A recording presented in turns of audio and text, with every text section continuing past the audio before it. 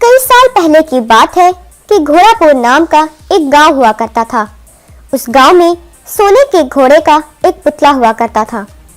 उस पुतले को वो गांव वाले अपने देवता जैसे पूजते थे। हर दिन उसकी पूजा किया करते थे। हर दिन ठीक रात के 12 बजे उस घोड़े के पुतले में जान आ जाती थी।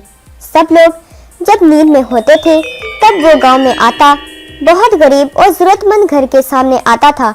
फिर वो वहां पर सोने का गोबर डाल देता था, फिर जाकर पुतले में बदल जाता था।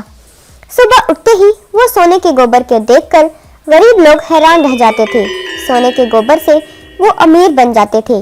उस गांव में बंटी नाम का एक लड़का रहता था। वो कोई भी काम नहीं करता था और सारा दिन गांव में दोस्तों के साथ घूमा करता। उसके पिता ना होने की वजह से उसकी माँ गांव के घरों में काम करके उसे खाना खिलाती थी। एक दिन बंटी अपने दोस्त जैसे, अरे यार, क्या ये पुतला वाकई सोने का बना हुआ है?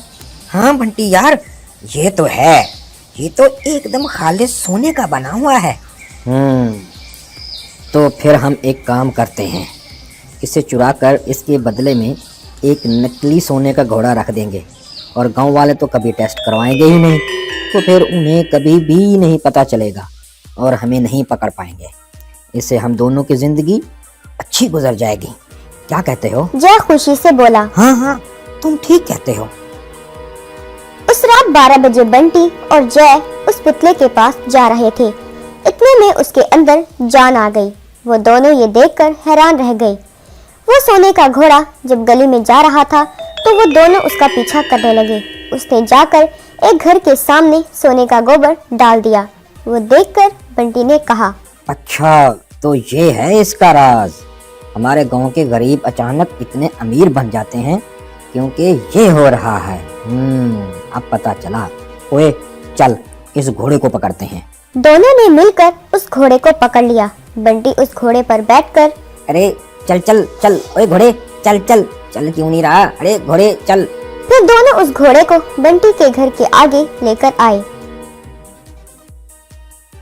बंटी उसके पीछे झुककर देखते हुए, अबे घोड़े के बच्चे, जल्दी गोबर डाल। लेकिन उस घोड़े ने गोबर नहीं किया। बंटी ने बेचैन होकर एक लकड़ी लेकर उसे मारते हुए, अरे क्या घमंड है रे तुझे?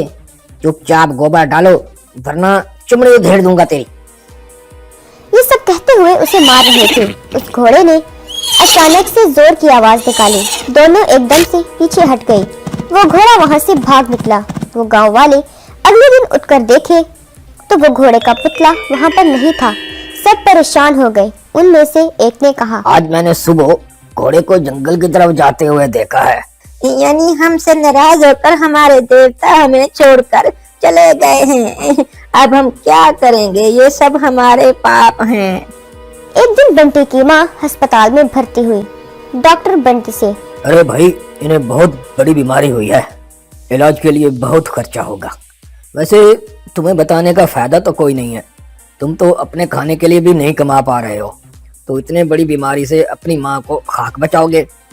अच्छा, मैं कुछ दवाई लिख कर देता हूँ, वो इन्हें दे दो। कुछ महीनों तक कम से कम बिना दर्द के तो जी पाएगी। बंटी की आंखों से आंसू नहीं रुक रहे थे। ऐसे मत कहिए डॉक्टर साहब, मैं कितना भी बेकार आदमी क्यों ना हूँ, मेरे लिए मेरी माँ ही मेरी जिंदगी है।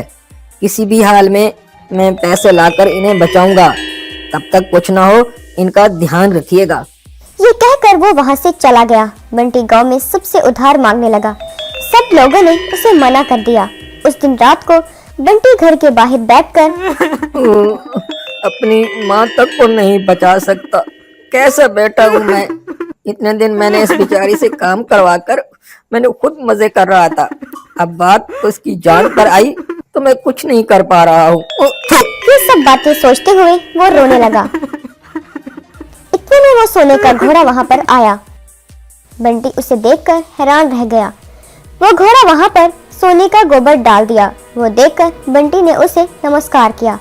फिर वो घोड़ा वहां से चला गया और फिर से पुतले में बदल गया।